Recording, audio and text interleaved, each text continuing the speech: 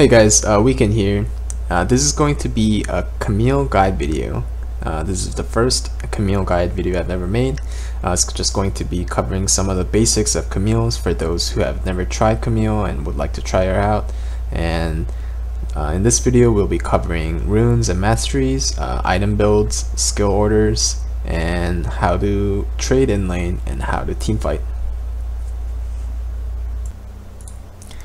For Camille's runes, I tend to run one of the three rune pages I have. So the first one I have is Camille versus an AD top laner, such as Weeknd, Kled, Jarvan, Riven, anything like that. So for marks, I run attack damage marks. For yellows, I run armor. For blues, I run 6 scaling cooldown reduction runes and 3 scaling magic resist runes. This lets you have 10% CDR at level 10, which is very useful. And also for quints, I run 9% attack speed and another armor quint. This makes it so that you have 13 extra armor from your runes and makes you very tanky against AD champions. Now, when you're against AP top laners such as Rumble, Swain, Gragas, or Galio, you want to run this page. This page has attack damage marks, scaling health yellows because you don't need the flat armor, and you have flat magic resist so that you can fend off the magic damage that you will be receiving. For quints, you run the same at 9% attack speed and 1 armor quint.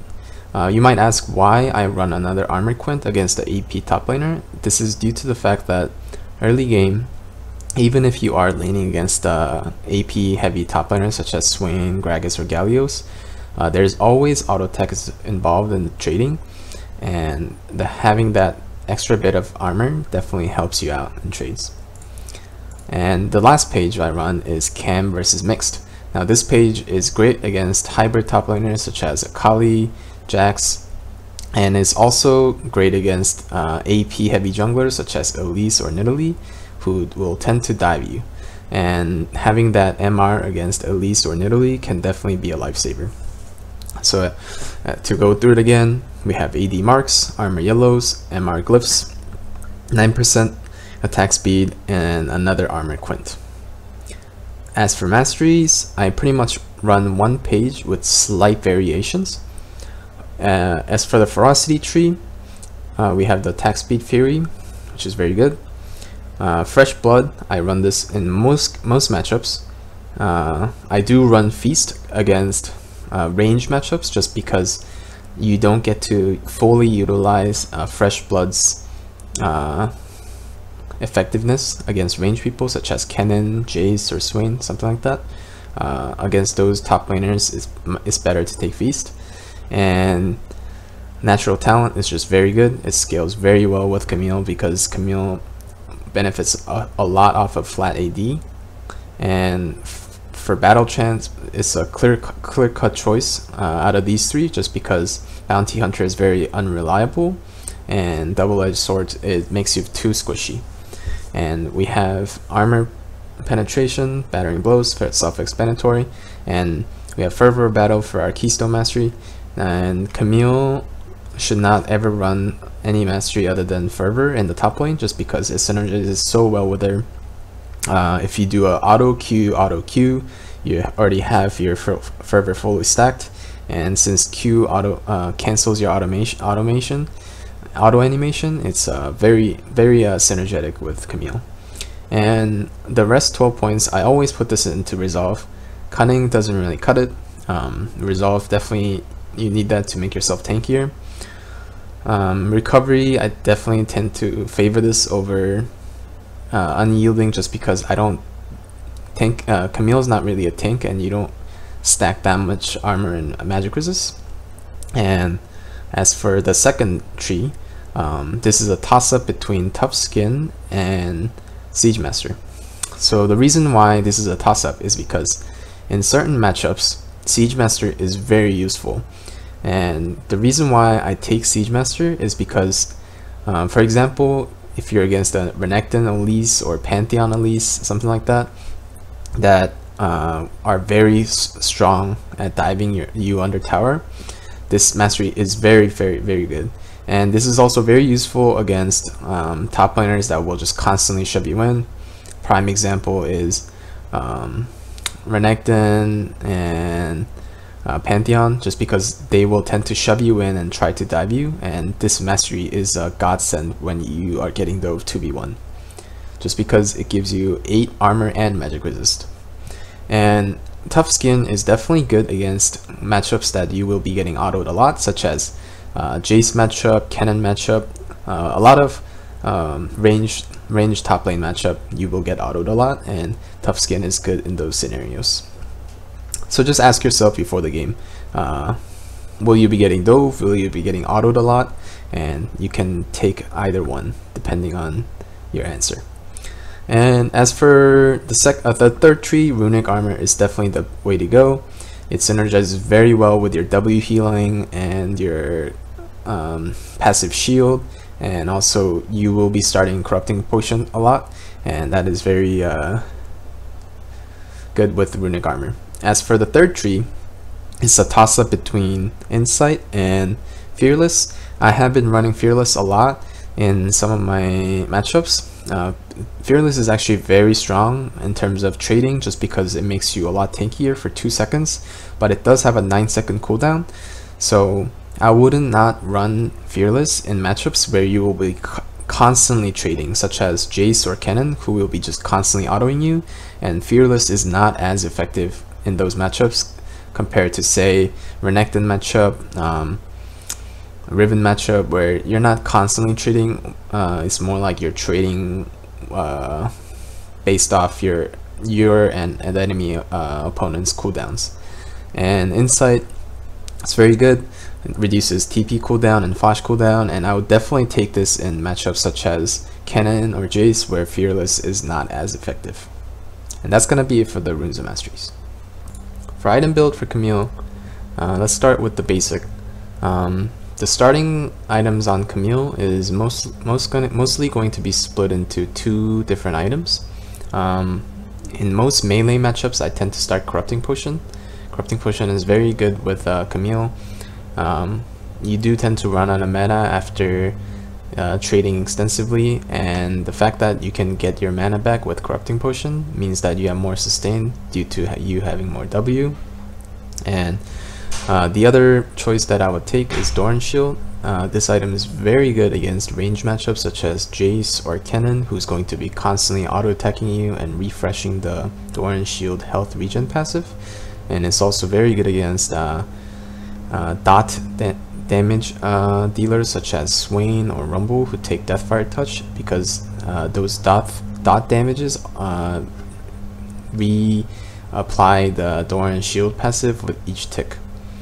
And so those are the 2 main items. And Doran's Blade, I rarely start it, but in lanes where it's just very easy, I might start it, but mostly it's going to be Corrupting Potion or Doran Shield 99% of times.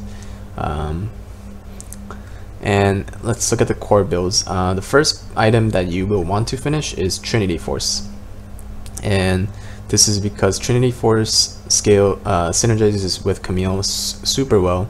The Sheen proc applies with the Camille Q damage, so part of the Trinity Force proc gets converted into true damage. Just very solid item on her, and you should always get this item in every game. And as for the second core item, you will have either Ravenous Hydra or Titanic Hydra. These 2 items are very solid on her due to the fact that Camille has very lackluster AoE, and she has a tough time clearing waves when you are playing against someone such as Gragas or Galio, who will constantly shove you in. These 2 items give you a nice source of wave clear and attack damage, and there are 2 different choices that you can make in terms of whether to get Ravenous Hydra or Titanic Hydra. Titanic Hydra is better in situations where your win condition for the game is to just group up with your team and force 5v5 fights. Titanic Hydra is better in those scenarios just because it gives you more health, makes you tankier, and you won't be able to get blown up by the enemy team when you dive in 5v5. So Titanic Hydra is the better team fighting item, whereas Ravenous Hydra gives you more attack damage, gives you more lifesteal, which lets you farm waves better, lets you 1v1 better because you have more lifesteal. So this item is better when your win condition is to split push. Say the top laner that you're playing against is very poor at 1v1ing, such as Gragas, Galio, Malphite. Those champions are better than you at 5v5s. So your win condition in those cases will be to build Ravenous Hydra and force them to split push against you, and you can look to kill them or take the tower. And lastly, for the second item, very situationally I will go Blade of the Ruined King. This is mostly when the enemy top and the jungler are very massive health stackers. For example, their top lane is Galio and their jungle is Nunu. This item is very good at taking down tanks, but it's very poor in terms of team fighting performance. It has no AoE, unlike the Hydra items, but it does have very good single target damage, and it's a very good tank busting item. But this item is rarely built. So once you finish your 2 core items, which is Triforce and either a Hydra item or a Blade of the Ruined King item, now we move on to the defensive items. Your third item is most likely going to be Steric's Gauge. Steric's Gauge, it gives you flat health, 400 health, and it has the passive which procs when you take too much damage, and it gives you % of your health as a shield. This item is fantastic for Camille because Camille tends to dive into the backline and take a ton of burst damage from the enemy team. This item lets her not get one shot, and also on top of that, this item gives base attack damage, and this is the only item in the game that gives you base attack damage. This is not bonus attack damage. The reason why this is so significant is because Triforce pass a Spell Blade proc only scales off of your base attack damage, as seen as in the unique passive. It says the next basic attack deals bonus physical damage equal to 200% of base attack damage, and the only way to get more base attack damage is to either level up or get Steric's Gauge. Those are the only 2 ways you can get more base attack damage in League of Legends. So Steric's Gauge synergizes very well with Camille because it lets you hit harder with your Triforce procs, which is your bread and butter, and also it lets you not get one shot. For the fourth item, you will most likely be getting a Guardian Angel. Guardian Angel has been changed to build out of a BF sword, and it gives you flat 40 attack damage with some armor and with the same Guardian Angel passive as before. The 40 flat attack damage is actually very significant because it lets you have more damage on your Q, and it's just a very cost efficient item overall.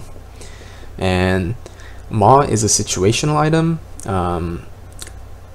Maw is a very good item in itself, but a lot of times I will not get Maw just because of the fact that Steric's does more or less the same job and synergizes much better with Camille because it's a lot cheaper and it gives you more shield in terms of its shield is not unique to magic damage, and it also blocks physical damage. So Maw is very situational. If the enemy team has I would say at least two, if they have 3 AP threats, then definitely better. Yeah, so for fifth item, I would probably be going to getting a Spirit Visage or a Gargoyle Stoneplate. Both of these items are pretty solid, and you will be getting boots somewhere in between these builds. Usually I finish boots after my Triforce is done. I usually tend to finish Ninja Tabbies or Mercury Treads depending on how much CC the enemy team has and how much armor, physical damage compared to how much magic damage they have. And this is a nice way to end out the build. Gargoyle Stoneplate is actually a really good item on Camille just because of the fact that even though Gargoyle Stoneplate reduces your damage output, Camille's Q actually does true damage, the second part of the Q. So even if it reduces your damage output, it doesn't reduce your actual second Q damage output. So it is actually a pretty good item on her. Situationally, I do go Randuin's against teams that have heavy crits, such as Yasuo, Jinx, Caitlyn, something like that. But yeah, that's mostly going to be the build. To recap, we start off with Triforce. We either go one of the 2 Hydra items or Bork. Third item is mostly likely going to be Sterix. Fifth item or fourth item will most likely be a Guardian Angel. And since you will have gotten boots, the last item that you finish the build off with is either Spirit Visage, Gargoyle Stoneplate, or Randuin's. Now this section will cover how you trade with Camille in lane. Now I won't be going over the nitty-gritty details of how to combo with Camille, just because there's already been a video made about it and it was very well made, so I'm going to be linking that in the description, and you guys can check that out. So the first basic that you need to know about Camille's trading is that you need to abuse your passive. As you can see, whenever your Camille's base passive cooldown is off, you can auto the enemy champion to get a shield based on the enemy's main damage source. So against Renekton, you get a physical shield, whereas Rumble, you get a magical shield. So you need to trade when your passive shield is up in order to win a trade well. Having said that, let's go over the first trade variation, which is a short trade variation. Now this is a scenario where you don't want to fight this guy for too long. You want to get your quick combo in and get out. This is very good for champions that have very good sustain damage, such as Fiora, Jax, Yasuo, or something like that. So what you want to do is you prep your first Q on a minion so that you get your second Q prepped, and then by the time your second Q is prepped, you want to use your second Q and then you W out on the way out. And the W out makes it so that they are slow, the enemy champion slowed, and they won't be able to chase you. Now that is a short trade. Now if you know that you can win the long trade, then you can go in with the E and get some Q damage off and auto Q, and if while they're running, you can hit them with a W. And you can also lead this combo off with the EW. Now if you guys don't know, you can actually W in the middle of your E, such as this. Now it will be hard to get the hang of it to hit them with the outer edge of your W while you're flying in the air with your E. Frankly, I still have not the best success rate in terms of landing your the outer edge of your W with your E, so don't be discouraged. Just put some practice into it and you'll be able to get it. And the best tip I can give you in terms of trading with Camille in lane is that in order to land your hook shots very well, you need to position yourself close to a wall. Now let's look at the difference between a hook shot done from far away from the wall compared to a hook shot that was done close to a wall. Let's try the hook shot away from the wall. As you see, it takes time for me to shoot my hook out to the wall and then latch onto the wall and then shoot myself. Now this gives the enemy a lot of reaction time to react to this and dodge. Now second case scenario, which is you're hugging the wall right next to the wall and you shoot off. Let's see how different it is. You see how that is much quicker and gives the enemy very less time to react. This is because you don't have to shoot your hook and wait for it to latch on and wait for Camille to latch onto the wall. This is because if you're already close to the wall, you don't need to go through all the animation and you can launch yourself very quickly. Now this is very useful in prime example of where this is the most useful is a Fiora matchup. Fiora can parry your E stun and stun you in return, and this is very useful because this gives Fiora players less time to react and therefore makes it harder for them to parry your E. Now this tip is also very useful for Jax, because when Jax jumps on you with Counter Strike and Q, you can instantly knock him away with E and stun him and run away, while he can't stun you with his Counter Strike because he will be knocked back and he will be stunned. And those are the best examples where the hugging the wall is useful, but this is just useful in almost any case scenario, just because it gives the less time for the enemy to react to. Now that's the basics of Camille trading. Most of the times you'll just be getting shoved in a lot, and you'll be just Wing the enemy for poke and sustain, and taking short trades whenever your passive is up. And you can take long trades when you're ahead enough, or if the enemy top laner is a very weak champion. But mostly you will be doing short trades with your passive and poking the enemy with W. And once you're past half the lane, you don't really want to use your E to trade, because if you use your E to trade with the enemy champion, even if you win the trade, if the enemy jungler is nearby, you are in risk of getting ganked and killed, because E is your main mobility spell, and if you use it for a trade, that means that you'll be very vulnerable to ganks. So I do not advise on using E for a trade unless you know the enemy jungler is somewhere else on the map. I know a lot of new Camille players have a lot of trouble team fighting, just because Camille's team fighting can definitely be tricky, and if you don't have the experience for it, you can definitely feel a little bit useless in team fights. Your main job as Camille in team fights is to dive the primary carry, whether it be a AD carry or a mid lane, and ult them and lock them down and kill them. And a lot of times you won't be able to really get out, because after you dive in, you don't really necessarily have escape tools, because you most likely have used your E and ult, and you won't be able to really get out. And if you are not ahead enough and you don't have enough defensive items to help you survive, since you're not as tanky as Gragas or Jarvan or Galio, you will die pretty quickly. So against team comps that are very good at peeling, if you're very behind, you need to avoid team fights as much as you can and stick to skirmishes. This clip is a clip of a team fight gone wrong.